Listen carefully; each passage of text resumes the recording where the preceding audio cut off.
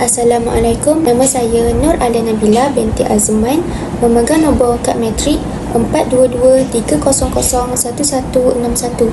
Hari ini saya akan membentangkan mengenai tajuk kajian perbandingan dan pembentangan, dan salah satu negara yang telah saya pilih ialah Korea Selatan.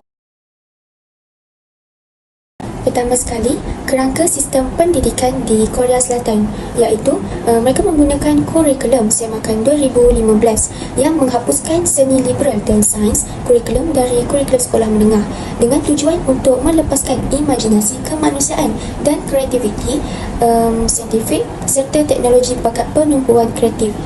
Dan hak cipta dalam buku teks yang telah ditetapkan adalah dimiliki oleh Kementerian Pendidikan.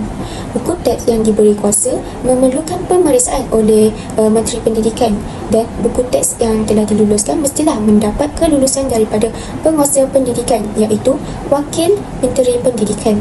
Buku teks yang telah diluluskan hanya digunakan apabila tiada buku teks yang ditetapkan atau dibenarkan oleh kerajaan tersedia, atau apabila buku teks yang ditetapkan atau dibenarkan oleh kerajaan memerlukan bahan tambahan. Seterusnya, mengenai sistem pendidikan negara di Korea Selatan. Objektif utama sistem pendidikan di negara Korea Selatan ialah untuk memberikan pengetahuan asas, menanam nilai-nilai dan kemahiran dalam diri pelajar untuk pembangunan negara. Selain itu, ia juga untuk menggalakkan kesedaran kepada pelajar supaya mewujudkan perasaan bangga terhadap negara mereka. Bagi peringkat pendidikan pula, terdapat 4 peringkat pendidikan formal di Korea Selatan, iaitu pendidikan rendah bermula dari umur 6 tahun hingga 12 tahun, pendidikan menengah iaitu SLTP yang bermula dari umur 12 tahun hingga 14 tahun, pendidikan menengah tinggi SLTA dari umur 15 tahun hingga 18 tahun, dan pasca siswazah atau universiti. Terdapat juga Hak-1 yang merupakan institusi pendidikan tambahan selepas tamatnya waktu pendidikan formal di sekolah. Seterusnya, pendekatan yang digunakan bagi membangunkan kemahiran untuk menyelesaikan masalah dan memupuk penyertaan aktif pelajar di sekolah. Antara pendekatannya ialah penyelesaian masalah, penerokaan, perbincangan tentang matematik, penggunaan teknologi, kerja berkumpulan, projek serta mengaplikasikan matematik dalam kehidupan seharian. Seterusnya, sistem penilaian pendidikan yang digunakan di Korea Selatan adalah berbeza dengan Malaysia. Ini kerana bagi kemasukan sekolah menengah, tiada sebarang peperiksaan yang perlu diambil untuk memasuki sekolah menengah kerana ia bergantung pada GPA pelajar untuk masuk ke sekolah yang lebih baik. Untuk kemasukan universiti pula, pelajar perlu menduduki College Scholastic Aptitude CSAT untuk menentukan kemasukan mereka ke universiti. Seterusnya, mengenai struktur pentadbiran pendidikan di negara Korea Selatan. Yang pertama adalah Kementerian Pendidikan yang lebih dikenali sebagai Ministry of Education. Yang kedua adalah Badan Pendidikan Dasar yang lebih dikenali sebagai Basic Education Bureau. Yang ketiga adalah Badan Pendidikan Menengah yang lebih dikenali sebagai Secondary Education Bureau. Yang keempat iaitu Badan Pendidikan Tinggi yang lebih dikenali sebagai Higher Education Bureau. Yang terakhir sekali iaitu Badan Pendidikan Khusus yang lebih dikenali sebagai Special Education Bureau. Seterusnya, kurikulum pendidikan prasekolah di Korea Selatan. Biasanya, ia merangkumi bahasa dan komunikasi, iaitu pendidikan awal di Korea Selatan memberikan penekanan pada perkembangan bahasa Korea, kosakata asas dan kemahiran berkomunikasi. Dan yang kedua ialah matematik. Kanak-kanak di Korea Selatan diperkenalkan mengenai konsep matematik, matematik asas, pengiraan, bentuk dan nombor. Dan yang ketiga ialah sains, memberikan kanak-kanak untuk melakukan eksperimen sains mudah dan aktiviti ini untuk memupuk rasa ingin tahu dan penerokaan. Yang keempat iaitu kajian sosial. Mereka diberikan pengetahuan asas mengenai Korea Selatan, budaya mereka dan tradisi sejak awal usia. Dan yang kelima, pendidikan jasmani. Prasekolah di Korea Selatan menyeimbangkan aktiviti fizikal dan senaman untuk menggalakkan kesihatan dan kecergasan. Yang keenam iaitu seni dan kreativiti. Guru-guru disarankan untuk memperbanyakkan aktiviti seperti melukis, mewarna, kraft tangan bagi menggalakkan kreativiti dalam diri kanak-kanak. Yang ketujuh iaitu mengenai muzik dan tarian. Kanak-kanak mereka telah diperkenalkan mengenai muzik tradisionalnya, lagu serta tarian. Yang ke-8 iaitu pendidikan karakter.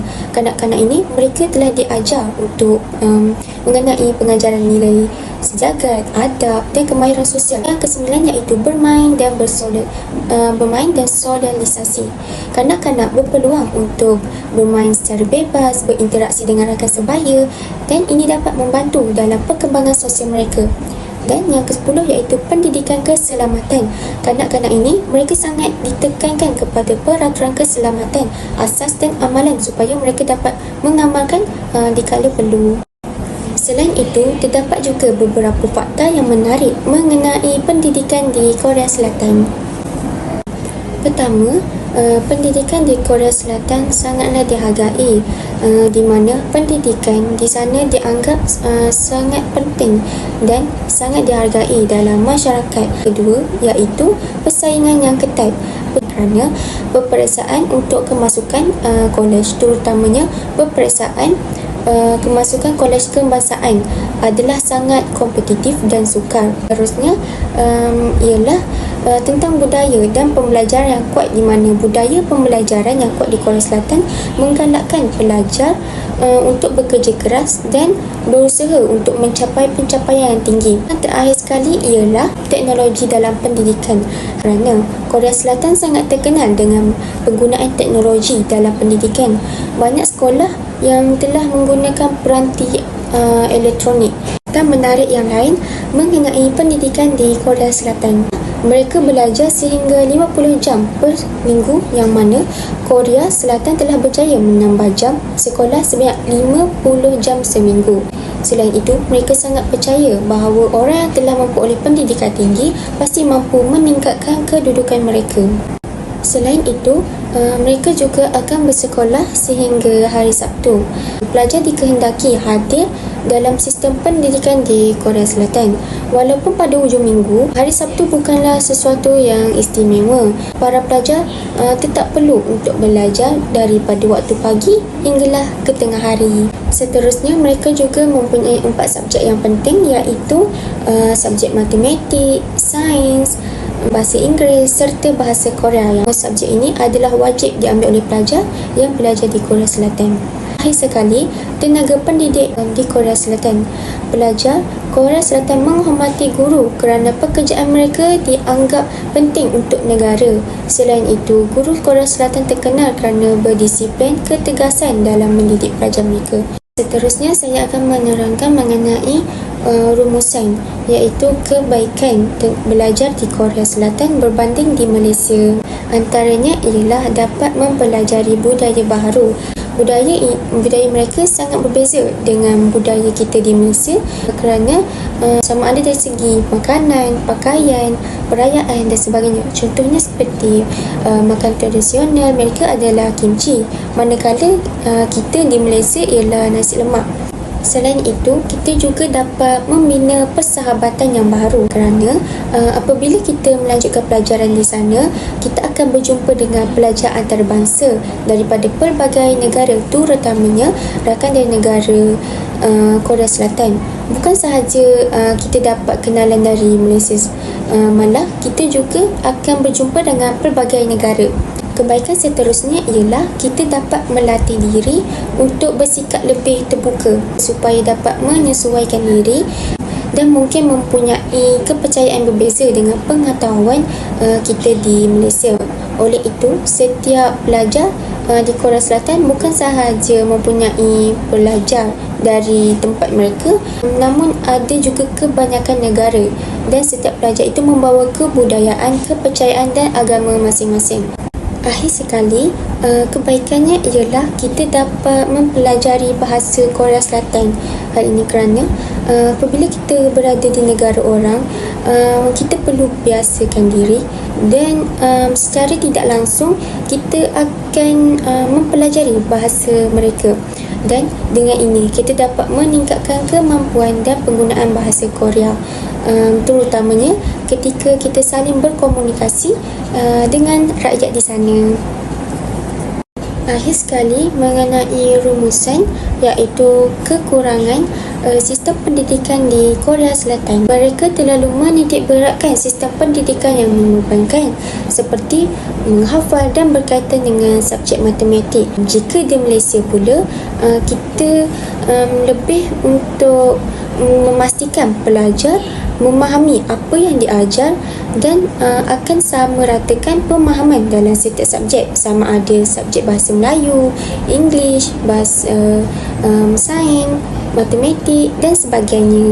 Selain itu, peningkatan pelajar yang bunuh diri pada usia 15 tahun hingga 24 tahun kerana mereka menghadapi tekanan terhadap prestasi akademik dan cita-cita yang perlu dicapai. Perkara ini berlaku kerana sistem pendidikan di Korea Selatan amat mementingkan akademik dan kurang mementingkan kemahiran semata-mata. Berbeza dengan di Malaysia, kita akan lebih mementingkan kedua-duanya, iaitu akademik dan kemahiran. Seterusnya, kekurangan pendidikan di Korea Selatan berbanding di Malaysia ialah waktu belajar di sekolah adalah selama 16 jam. Ini boleh menyebabkan kurangnya waktu rehat bagi pelajar di rumah. Jika di Malaysia pula hanya 6 hingga 7 jam sahaja. Bagi sistem pendidikan di Korea Selatan ialah hukuman fizikal kepada pelajar, kerana jika pelajar membuat kesalahan, guru akan memberikan hukuman kepada pelajar walaupun di dalam kelas. Beza dengan di Malaysia, guru tidak boleh memukul pelajar dengan sesuka hati.